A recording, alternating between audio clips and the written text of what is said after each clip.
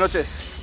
La familia de Agustín Bogado, los Bogado Quintana, sufrieron un cambio en su vida un 8 de septiembre de 2014. Una madrugada asesinaron a este joven de 32 años, una pareja, y en ese momento hubo muchas implicancias, muchas dudas, demasiadas personas que podrían ser sospechosas de haber matado, pero ninguna explicaba por qué matarlo a Agustín.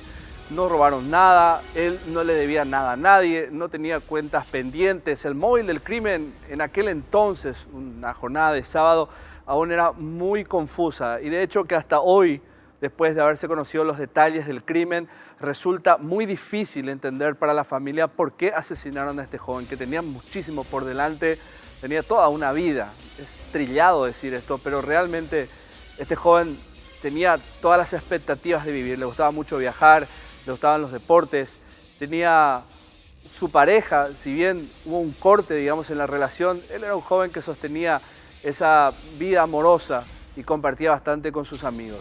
Todo esto se truncó, como les decía, un 8 de febrero del 2014 en la zona del barrio San Cristóbal. No nos vamos a adelantar mucho en la historia porque esta noche vamos a ir paso por paso en lo que fue la muerte de Agustín Bogado. A ver mensajes que nunca se revelaron en la televisión, de ver el examen forense que tampoco nunca se vio y el arma letal sobre que también hubo algunas dudas y confusiones esa misma noche de sábado. Vamos a quienes son, en este caso, los protagonistas de esta historia, la víctima y los victimarios. Estos son sus perfiles. Perfil de la víctima. Nombre: Agustín Emanuel Bogado Quintana. Edad: 32 años. Lugar de nacimiento: Caaguazú. Profesión: estudiante. Domicilio: Barrio San Cristóbal, Asunción. Asesinado en su casa el 8 de febrero del 2014.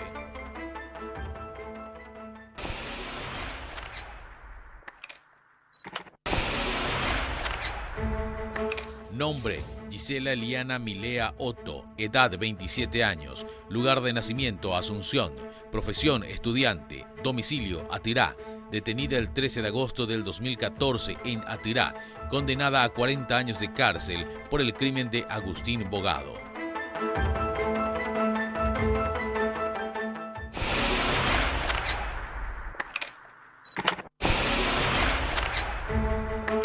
Nombre: Isaías Raúl Torres. Edad: 26 años. Lugar de nacimiento: Argentina. Profesión: prostitución masculina. Domicilio: Villa Enrique, Limpio. Detenido el 2 de abril en su vivienda de Limpio. Condenado a 40 años de cárcel por el crimen de Agustín Bogado.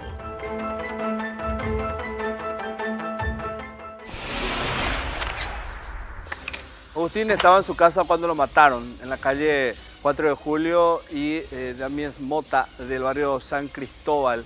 Era de madrugada, 1:15 más o menos, cuando la pareja llegó hasta esa vivienda y no muchos sabían de su identidad en aquel entonces. La identidad, digo, de los dos victimarios, como ahora lo estamos viendo en detalles. Nadie los conocía, es más, Camín Baranda, exmodelo y también pareja, con quien había cortado las relaciones Agustín Bogado poco antes de morir, estuvo con él en la tarde y noche del viernes antes de su muerte, y ella fue una de las principales sospechosas, de hecho detenida en los primeros momentos, y también un amigo de Agustín, como fíjense que el perfil se ajustaba a quienes después, más adelante, iban a ser detenidos, es decir, una pareja. Ellos eran los, hasta ese momento, responsables del asesinato, porque fueron los últimos en contactar con él. Agustín en la mano tenía un mechón de cabello de mujer y esto hizo pensar a los agentes de policía y al Ministerio Público, a la fiscal Carla Rojas, de que ella era una de las potenciales sospechosas. Pero su nombre quedó limpio después. Ella no tenía nada que ver, se la deslindó. Su imagen quedó desgastada a nivel mediático, pero ella salió de esa responsabilidad del crimen. También el amigo. Más tarde se supo que en realidad era Raúl y Giselle los responsables de este asesinato. Pero ¿quién era Agustín Bogado, antes de su muerte? ¿Qué le gustaba hacer a él? ¿A qué se dedicaba? La producción de Escena del Crimen fue hasta la casa y conversó con la mamá y también la hermana. Ellos contaban quién era Agustín.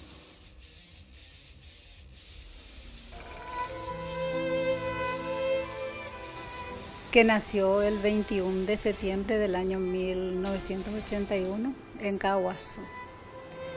Ya desde muy pequeño, un niño travieso, nació con mucha hambre, no quería saber nada de chupetes y su niñez siempre demostró ser un chico hiperactivo, pero sí muy cariñoso, amoroso, servicial por sobre todas las cosas, amante de las mascotas. Cuando yo me jubilé, me mudé aquí a Asunción para trabajar en colegios privados, sobre todo comencé en el colegio San Juan Bautista de Lambaré y yo vine con mi familia, ¿verdad? Su papá se quedó allá por cuestiones de trabajo y entonces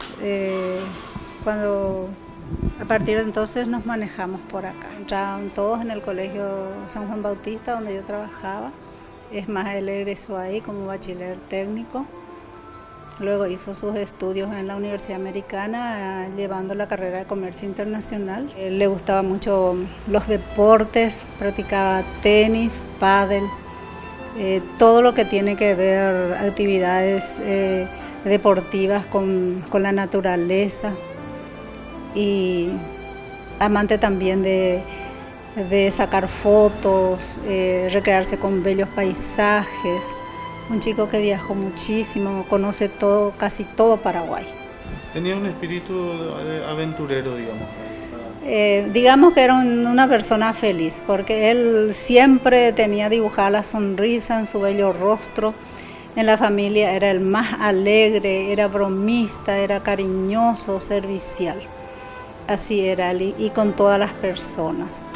Esa noche nosotros estuvimos juntos, él le encantaba la cocina, siempre preparaba asado, él le encantaba hacer pizzas y esa noche preparó pizzas y cenamos juntos y fue el último momento que yo pude compartir con él.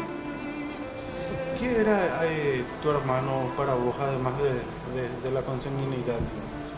Y mi hermano era todo para mí, era mi compañero de vida, era una persona que siempre estuvo a mi lado, que nunca me separé. También era como una figura paterna para mí porque si bien mi papá siempre nos apoyó, estuvo con nosotros, en todo momento había una distancia entre nosotros porque él trabajaba en el interior y fue con Agustín quien yo pasé toda mi infancia hasta los 22 años de edad que fue que él falleció. 4 de julio y Dimas Motas es la dirección de la casa donde vivía la familia Bogado Quintana.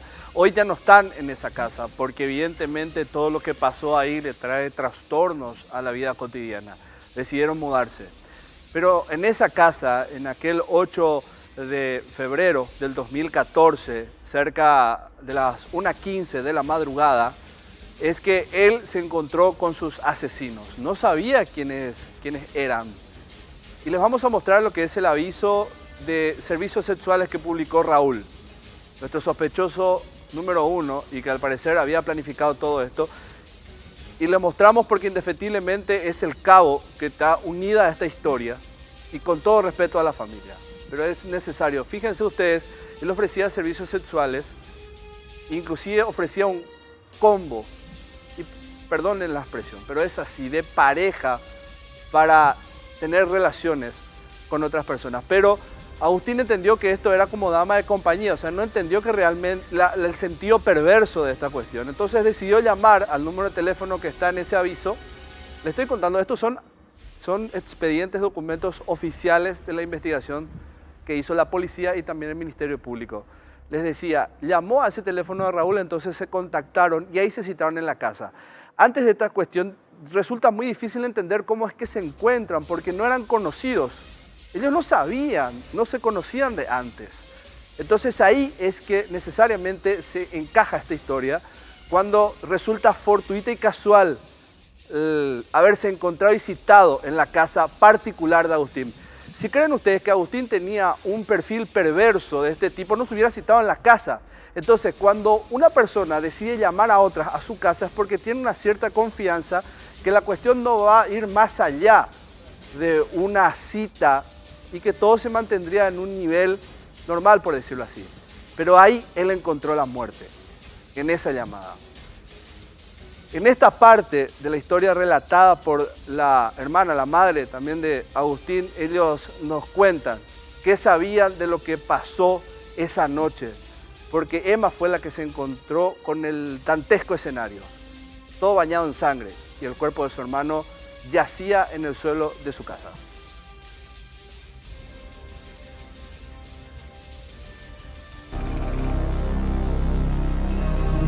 En fecha 8 de febrero, del año 2014, bueno, yo como mencioné me encontraba con mi hermano esa noche. Posteriormente yo salí de la casa, fui a lo de una amiga, decidimos ir a un bar. Al ir al bar quedamos que él me llamaría, que me pasaría a buscar. Finalmente él recibí la llamada a la 1:19 de la madrugada para buscarme, y yo le dije que me quedaría más porque acabábamos de llegar y que iban a venir otros amigos, y para que él no se moleste que yo me iba a quedar a dormir en lo de mi amiga. Posteriormente, a la mañana, cuando llegué a la casa, ¿A qué hora más o menos? entre las 8:30 a las 9 de la mañana llegué a mi casa. Encontré el portón de garage abierto, la puerta semiabierta. Ingresé, vi sangre en el piso y le vi tirado, ensangrentado. Y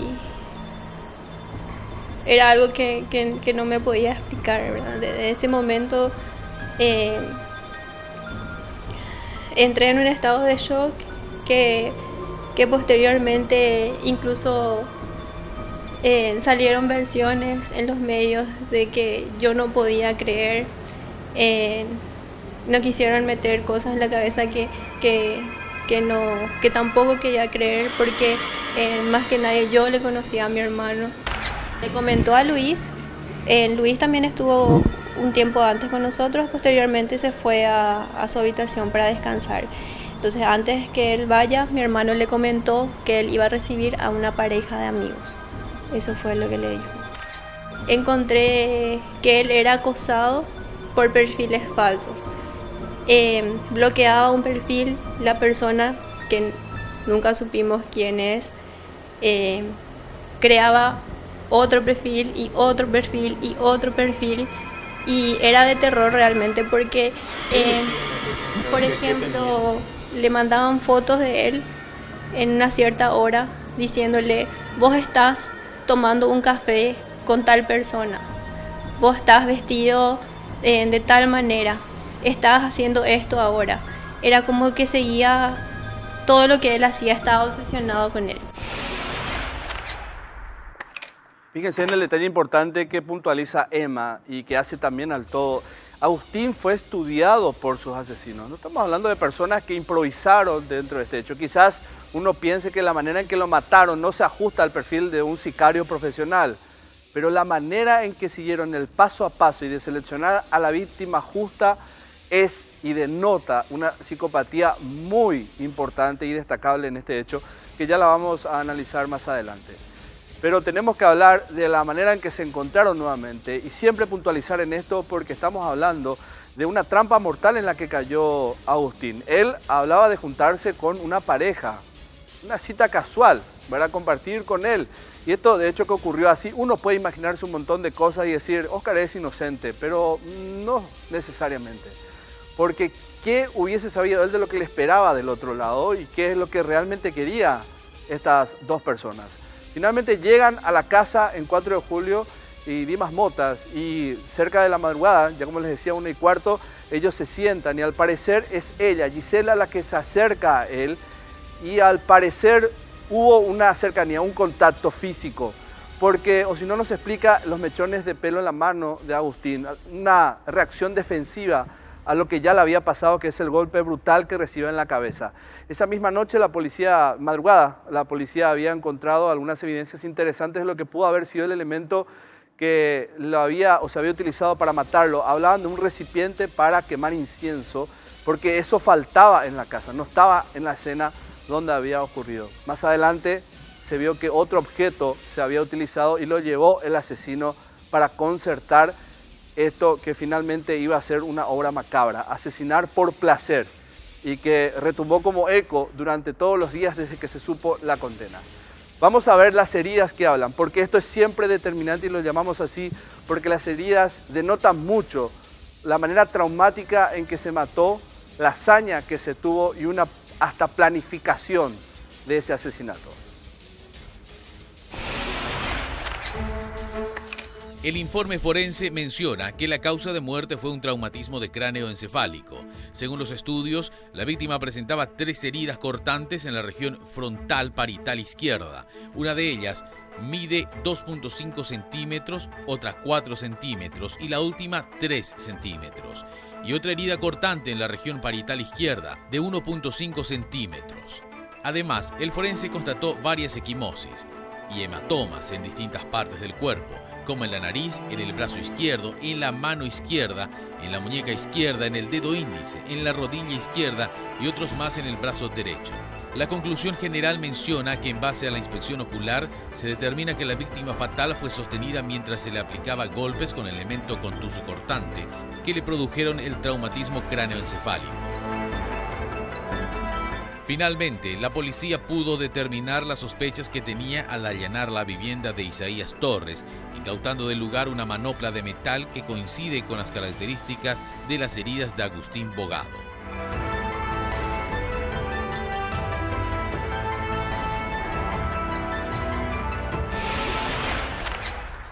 Las ondulaciones que tiene la manopla de metal en los nudillos coinciden plenamente con esa especie de rajadura que deja entre piel y cráneo en la víctima de Agustín. Es por eso que se sabía con aún mayor certeza que Isaías era el responsable de este hecho. Más adelante les vamos a explicar cuál es lo que forense o informáticamente establece el vínculo directo entre víctima y victimario. Pero antes tenemos que entender una situación que es Gisela. Que 4 meses después del asesinato se supo que ella era cómplice, porque Isaías cargaba con la responsabilidad primaria del asesinato. El caso de Gisela es muy particular. Les confieso algo, en la investigación que nos llevó a colectar todas las pruebas que le estamos mostrando, hoy vimos una carta que envió la Conferencia Episcopal del Paraguay donde hablaban de una cuestión espiritual.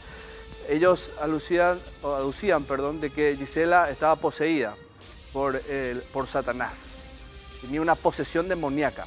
Y esto la llevó a matar.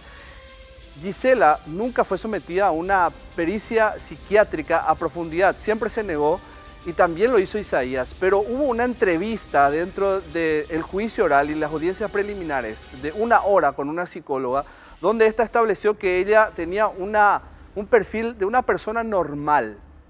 Y aquí es que la psicopatía forense define al psicópata como un camaleón, una persona que se puede ajustar a su ambiente y a su sociedad, por más de que haya una disociación entre ellos, y mostrarse perfectamente común y corriente cuando en realidad tiene un trastorno de la personalidad. Este es el documento que habla de esa entrevista. Por decirlo así, fue un informe que eleva a esta psicóloga del Poder Judicial a las autoridades competentes que vienen a ser los magistrados, donde le dice, conclusiones, Gisela Eliana Milea Otto se encuentra en posesión de sus facultades mentales y en condición de discernir la naturaleza de sus actos y las consecuencias de los mismos. Se encuentra en posesión de sus facultades mentales y en condición de discernir la naturaleza de sus actos. Es decir, ella está completamente ubicada en tiempo y espacio. Ella sabe dónde está. No podemos decir que sufre de trastornos mentales. Pero esta no es la psicopatía es el trastorno de la personalidad. ¿Qué generó esto en ella? Y habría que empezar a estudiar su vida, desde muy pequeña hasta la actualidad, para entender qué la llevó a tener esa personalidad macabra. Más adelante van a entender por qué cuando veamos los mensajes que compartió con Raúl. Antes tenemos que hablar, o vamos a escucharla, a la jueza que dio el veredicto y cuya valoración recorrió el país. Matar por placer. Esto era lo que dijo la magistrada. Fue ¿Por qué decimos que es por primera vez que vemos este tipo de crímenes? No por las características que presentaban las heridas de la víctima o las condiciones de la víctima en el momento de la muerte, sino por la personalidad revelada de los acusados que no hemos tenido oportunidad de ver en ningún otro juicio en la historia criminal de nuestro país. Que no hemos tenido oportunidad de ver en ningún otro juicio en la historia criminal de nuestro país. Estos asesinos por placer que generalmente vemos en los libros de criminología, en los thrillers, en las películas policiales o en el cine, pero que generalmente no es muy difícil también probar en la vida real que lo hayan hecho por placer. Pero en este caso ellos dejaron pruebas patentes de ese móvil en conversaciones sumamente espontáneas y naturales, resguardados por la impunidad. Que todavía pretendían de la que gozaban antes de ser aprendido, sobre todo el acusado, y entonces ello reveló con mayor naturalidad el móvil de este crimen, que como en ningún caso ha quedado probado en este juicio, que fue la sola avidez de ver sangre, de producir esa excitación sexual que mencionan que les produjo ver patalear a la víctima antes de expirar. Es ese tipo de personalidades a las que me refería cuando decía que no hemos visto todavía en la historia criminal de nuestro país un caso semejante. No hemos visto todavía en la historia criminal de nuestro país un caso semejante. Pero no refiriéndome a las características del crimen en sí, sino a la personalidad de los acusados. Determinamos estas medidas de seguridad por lo que revelaba la personalidad de los mismos un alto peligro para la sociedad. Son personas que interactúan en la vida social en condición de completa normalidad, incluso más que la que podemos traslucir nosotros en una interactuación social, pero que el alto grado de perversidad que revelan, en estos chats que fueron hechos de manera espontánea y natural y que no creemos que hayan sido adulterados de ninguna manera, porque contienen detalles que es difícil decir que hayan sido producto de una adulteración. Habría que leerlos para saber por qué lo decimos. Determinaron a nosotros que planeaban cometer más asesinatos. Incluso con más bestialidad y criminalidad que la que dejaron en este crimen. Habría que leer estos chats y van a poder darse cuenta de por qué determinamos realmente una alta condena, aunque sean primarios. Los chats, eso vamos a ver a la vuelta del corte, son 5.000 hojas que desgrabó de mensajes de WhatsApp el Ministerio Público y el tribunal, y se valió en eso para la alta condena. Pero eso a la vuelta del corte.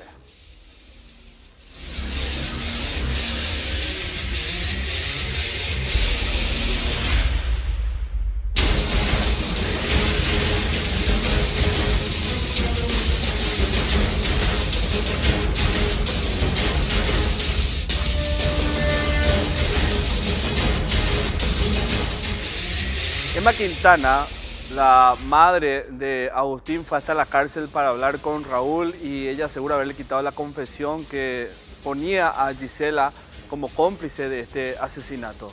La policía ya venía siguiendo un rastro de una mujer desde hace bastante tiempo, desde que ocurrió el crimen y poco después de entender que Jazmín Baranda, la exmodelo, no tenía absolutamente nada que ver, ni el amigo de Agustín, es que comienzan a investigar a otras personas del entorno de Agustín. Y quiero hacer énfasis otra vez en lo primero que decíamos anteriormente. Fue una cita casual, imagínense lo difícil y complicada de la investigación. Se recorrió mucho y ya vamos a entender a qué me refiero. Pero el cruce de llamadas fue determinante para establecer que Raúl era el cerebro de todo esto. Y fíjense en la cantidad de veces que se comunicaron entre Agustín y Raúl, en este caso a las 23:01, aquel viernes 7 de febrero del 2014. Se confirmó la cantidad de 9 comunicaciones, lo que está en R pertenece a Agustín y lo que está en A es a Agustín. Y esta segunda placa que vemos, la G corresponde al número telefónico de Gisela y la R de Raúl. Ellos se comunicaron el sábado, es decir, aquel día posterior al crimen, a las 3:10 de la tarde.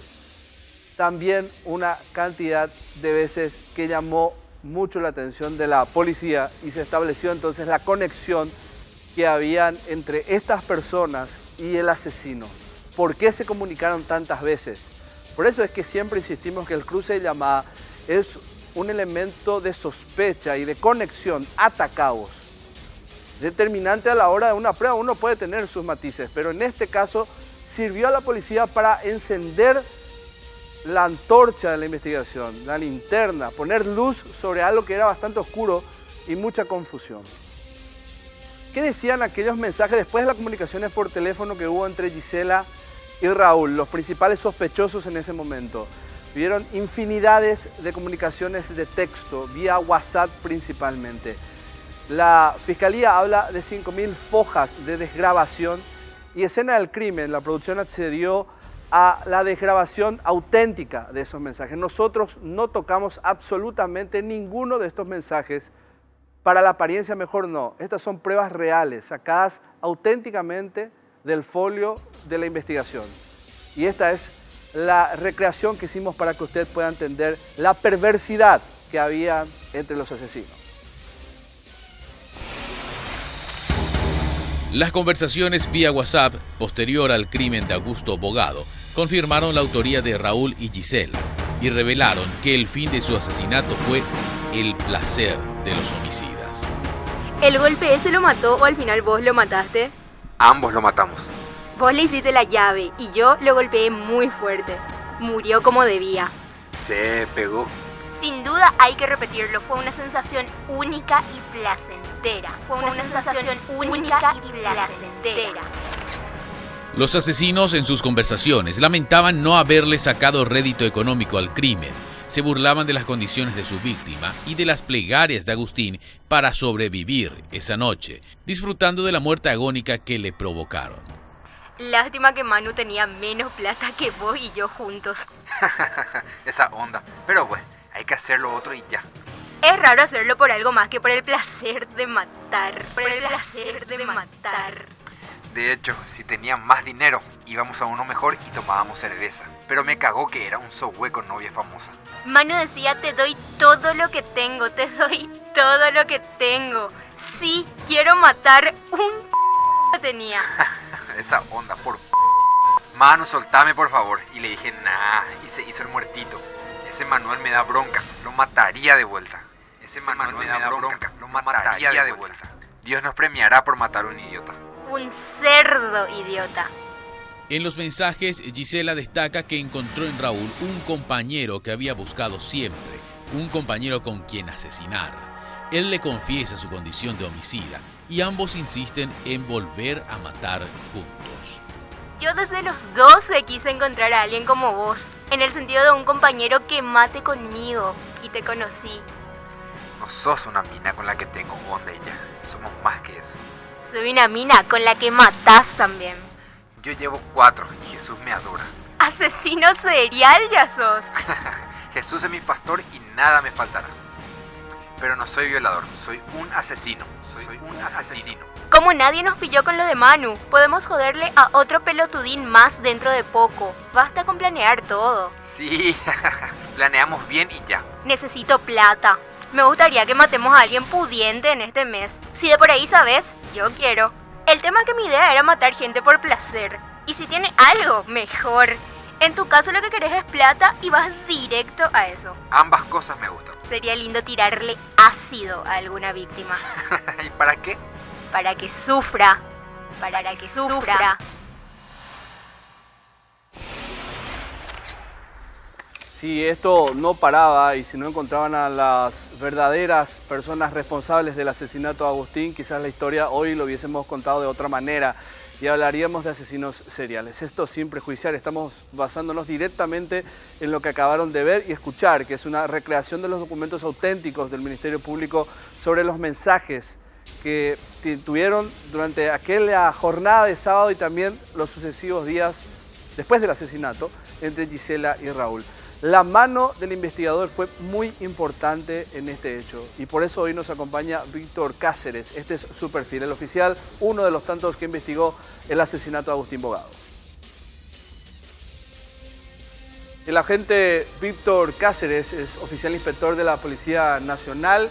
Él es egresado de la Academia José Dubíguez Díaz, licenciado en Investigación criminal y también es ex agente de la sección de homicidios de Asunción, actualmente en el Departamento de Investigación de Homicidios del Departamento de Amambay. Víctor Cáceres, buenas noches y gracias por hacer presencia hoy en Escena del Crimen. Queremos saber qué pasó aquella noche del asesinato, cómo es que llega a establecerse esta conexión entre Gisela, Raúl y Agustín. Y muy buenas noches. Antes que nada, un honor compartir contigo en tu programa en representación de la Policía Nacional. Y volviendo al caso de mención, ¿verdad? Fue un caso muy particular el que ocurrió entre la madrugada del sábado y pues, se presumía entre la mañana entre la noche del sábado. La madrugada del domingo. La madrugada del domingo, ¿verdad? Fuimos convocados ese día, obviamente para apoyar la labor investigativa del Ministerio Público y fuimos acompañados por personal de criminalística hasta el lugar, ¿verdad? ¿Qué pasó ahí? ¿Qué encontraron en el lugar y qué fue lo que te llamó la atención? Y el lugar en particular tenía ciertas características que al principio parecían complicar un poco la investigación, por el hecho de que había mucho desorden en el lugar. También nos facilitó la información la hermana, que fue la que primero llegó hasta el lugar a encontrar el cuerpo, de que la vivienda estaba totalmente abierta, no estaba llaveada como es de costumbre. Y ninguna puerta fue forzada. Exactamente, ninguna puerta fue forzada y por sobre todo lo que nos llamó mucho la atención es el hecho de que no había, o sea que la herida que presentaba el cuerpo era una herida en el momento difícil de identificar a qué objeto correspondía, ¿verdad? Entonces esto primeramente nos hizo pensar de que se trataba de un homicidio casual, porque generalmente una persona que va preparada para cometer un hecho de homicidio, lo mínimo que puede llevar consigo es un arma blanca, ¿verdad? Pero a ustedes les confundía que no se robó nada ese día, salvo aquel recipiente de incienso que faltaba. Así mismo, aparentemente de la casa no se llegó otra cosa de valor, ¿verdad? Significativo, ¿verdad? Pero sí también nos confirmaron los familiares de que el celular no se encontró, que ellos no tocaban el celular, entonces pudimos también tener ya como base que el celular y el incienso eran los objetos que faltaban del lugar. Ahora, matar de esa manera y con esa hazaña por un teléfono es también una cuestión que a un policía le llama la atención. Justamente a eso me refería. Lo que se llevó de la casa es muy insignificante, ¿verdad? Justamente para entrar hasta el lugar con ese objetivo, ¿verdad? Ahora, en la escena ustedes encuentran algo que les daba como una tendencia, una cuestión pasional. Inclusive se había dicho de ciertas tendencias de Agustín y por eso lo mataron, ¿verdad? Y vamos a hablar directamente. Se hablaba inclusive de una cuestión de relación homosexual y que por eso siempre hablan de una relación de ese tipo con una muerte, lo vinculan con una muerte violenta y pensaban que ese era el caso de Agustín. Pero a ustedes no les cerraba esa teoría tampoco. Y en realidad era una hipótesis, pero que tampoco cerraba para nosotros, ¿verdad? Obviamente ninguna de las hipótesis siempre a principio se puede descartar, ¿verdad? Siempre cuando va transcurriendo la investigación uno va obteniendo más datos que le orientan al investigador, ¿verdad?, hacia qué punto dirigirse con mayor fuerza. ¿En qué momento descartan a Jazmín Baranda, la exmodelo, y al amigo de Agustín? ¿Cuándo dicen ellos no son los responsables de esto? En realidad, la directiva de la Fiscalía fue poder contar con una declaración precisa de estas personas, ¿verdad? A los efectos de poder saber un poco más sobre la víctima. Ese efecto fue más bien la disposición del Ministerio Público para que ellos queden para prestar declaración. Ahora, ante los medios se los mostró como sospechosos, ¿no era tanto así? No, en realidad no tanto así, era más bien para tratar de ver qué información podían aportar a la investigación. ¿Cuándo aparece Raúl entonces en la escena del crimen? Bueno, partiendo de la escena del crimen, y ya que tocamos los puntos en donde la casa no estaba llaveada, y partiendo de la base también de que era el lugar donde residía la víctima, se suponía de que tenía que haber cierta confianza de parte de la víctima con las personas con quienes iba a compartir, obviamente, ¿verdad? Entonces era de su entorno. y presumíamos primeramente que podría ser de su entorno. ¿Y cuándo se dan cuenta que no es así? Y a mediados de los análisis pertinentes, ¿verdad?, que se venían realizando ya, los análisis técnicos telefónicos, mediante eso se pudo establecer de que no existía una comunicación muy fluida entre víctima y sospechoso en ese momento, ¿verdad? De repente aparece Raúl en el directorio, en el registro de Agustín. Exactamente, sería algo así. Y con insistencia. Y con insistencia en un solo día. Giselle, ¿cuándo pasa a ser entonces objetivo de la investigación de ustedes? Porque hay una teoría que dicen que la mamá fue la que descubre. No es que queramos quitarle digamos, el protagonismo o el tino a la madre ir a conversar con Raúl a la cárcel, pero me decías que ustedes ya tenían una sospecha sobre una mujer cercana a Raúl dentro del asesinato. Así mismo es. Posterior a la detención de Raúl, fue mucho más fácil ya poder investigar su entorno. Obviamente que se pudo trabajar con familiares directos de él para ir viendo algunas informaciones que a nosotros nos servirían, ¿verdad?, para la investigación. Y también desde un principio en la escena del crimen se había encontrado un mechón de pelo en la mano de la víctima, entonces eso también nos orientaba hacia una posible mujer.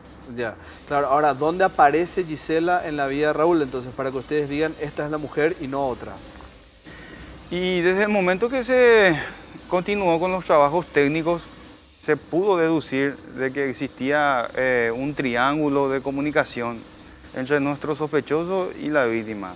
Y obviamente el tercer integrante sería ella. ¿Cuándo ocurre eso? ¿Cuántos meses después del asesinato de Agustín? Y la primera detención se realizó aproximadamente 2 meses después de que haya ocurrido el hecho. Y después de esa detención, aproximadamente hace 4 meses la siguiente detención. O sea, 4 meses después de la detención de Raúl. Así mismo. Entonces, ustedes empiezan a tener a la Gisela en el plano de la investigación casi al mismo tiempo de que tenían a Raúl y a Agustín. Todo a raíz del trabajo técnico. Así mismo, solo que nos enfocamos un poco más en Agustín porque en Raúl porque teníamos más datos sobre él.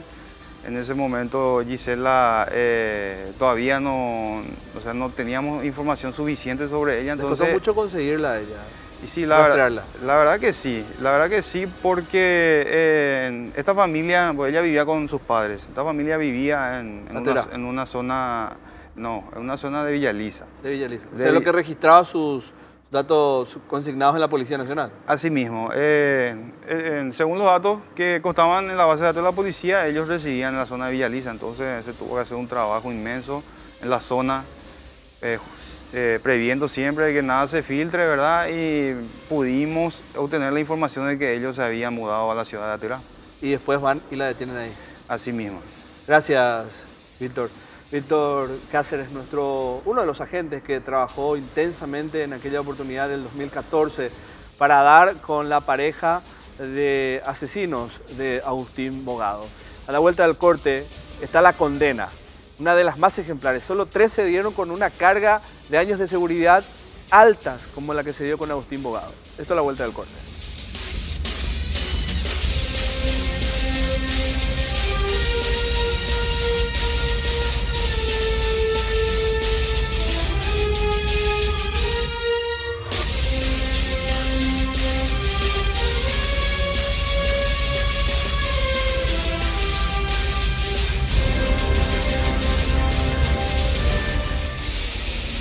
Hoy, 25 de septiembre, quedó firme y ejecutoriada la sentencia a 40 años de cárcel, 30 años de prisión más 10 años de seguridad para Raúl y Gisela. Una condena sin precedentes, o sea, con precedentes, pero en realidad son 3 de ellos los que podemos citar. Entre ellos está el caso de Adolfo Trote como uno de los que recibió alta condena en cuanto a medida de seguridad.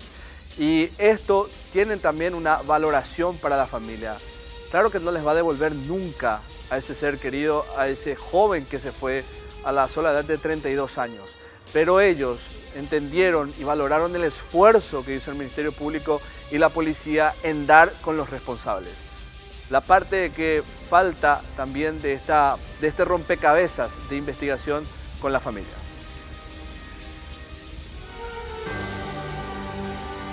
esta historia, esta revelación nos dejó atónicos, ¿verdad?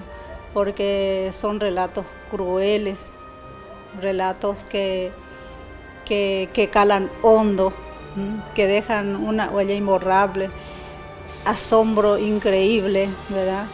Entonces, de hecho que siempre hemos anhelado la máxima sentencia para esta persona, porque mi hijo fue muy golpeado.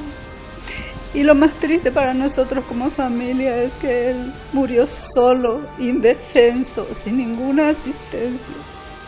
Eso es lo que siempre me queda y no se puede borrar, ¿verdad? Porque yo vivo como él es parte de mi ser. Yo vivo día a día todos sus últimos momentos de terror y sufrimiento esa noche. Entonces, estamos muy conformes con la decisión del tribunal, pero lo que nunca imaginábamos era las características enfermizas de estas personas que tenían que gozar de esta manera con la muerte de mi hijo. Por lo menos creo yo que le podemos decir a mi hermano misión cumplida, ¿verdad?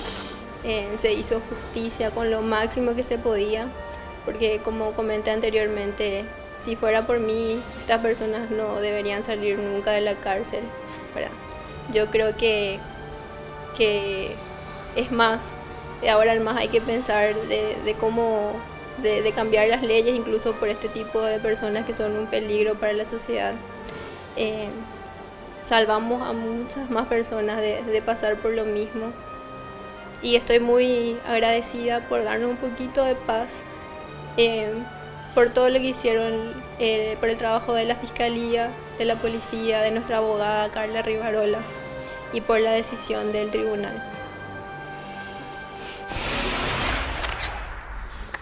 Esa mesa que siempre va a estar con ese miembro ausente en un almuerzo de domingo es lo que aún cala muy profundo en la familia Bogado Quintana, y ellos reflexionan de la siguiente manera, entre otras tantas cosas que mencionaron en esta entrevista con la producción de Escena del Crimen, que entregan a Dios la situación y que con el tiempo vaya restaurando esta situación que les hizo perder de manera inesperada a Agustín aquel 8 de febrero de 2014. ¿Cómo sobreviven a la ausencia de Agustín? Esto decía la familia.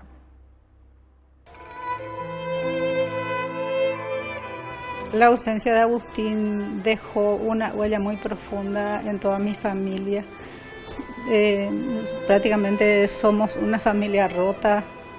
Ilustrativamente te puedo decir que estamos mutilados, porque, como dijo Emita, él era todo en la casa, ¿verdad? Representaba al hermano, al hijo, al compañero, al amigo, al padre, servicial en todo, siempre el primero en todo. Y entonces su ausencia nos duele muchísimo, le añoramos día y noche. Yo lo veo a él en el rostro de cada joven que veo, ya sea en la calle, en la televisión, en las revistas, lo veo en todas partes. Veo una pareja que se casa y digo, bueno, mi hijo podía haber sido el que está casándose para formar su familia. Dejó un vacío muy grande en mi vida y en toda mi familia.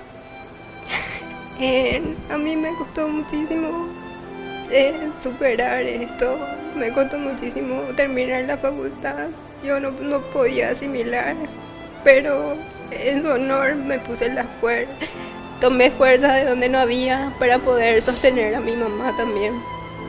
Y para que él esté orgulloso de nosotros, le prometimos que íbamos a llegar al fin de todo esto y que íbamos a limpiar sobre todo su memoria, porque él era una persona buena, incapaz de hacerle daño a nadie, y fue muy injusto, sobrepasa todo entendimiento lo que le pasó a él,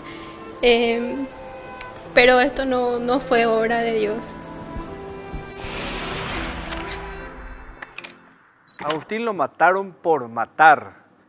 Uno en la historia criminal del Paraguay ve situaciones por celos, ajustes de cuentas, deudas, parricidio, por un disgusto de un hijo con el padre y lo que ocurre también con la mamá cuando es víctima de un asesinato. Es decir, hay móviles de crímenes y móviles de crímenes. Pero matar por gusto, por el simple hecho de disfrutar de que una persona esté agonizando en el suelo es evidentemente una de las psicopatías más claras del perfil de una persona que sufre una distorsión de su personalidad. Hubiese sido un elemento importantísimo y vital si se llegaba a hacer un examen, un análisis a los dos, a Raúl y a Gisela. Se negaron innumerables veces a hacerlo y de hecho que fueron ellos a la cárcel de esta manera. Hoy Gisela afronta una condena que va a cumplir superando el año 2050, al igual que Raúl. Los dos, cada uno en penitenciarías evidentemente diferenciadas. Y algunos tienen los mitos que se desatan por un lado y por el otro. Yo soy una persona creyente y tengo evidentemente esa casi convicción de que aquí hay un tercer elemento que uno no puede probarlo físicamente, pero sí puede entenderlo espiritualmente. Una persona que en reiteradas veces, estoy hablando de Gisela, sus padres intentaron sacarla de esta situación, acudieron a psiquiatras, fueron a la iglesia, intentaron de alguna u otra manera sanarla a ella, pero no encontraron. Cuando cumplió 17 años la tuvieron que soltar y ella comenzó a acudir a encuentros que no le iba bien, no la edificaban. Y ahí conoció a Isaías. Y así se complotó la pareja que hoy reciben esta condena ejemplar y suscitan una página de la vida criminal casi increíble para muchos. Gracias por acompañarnos. Esto ha sido Escena del Crimen y el caso Agustín Bogado. Buenas noches.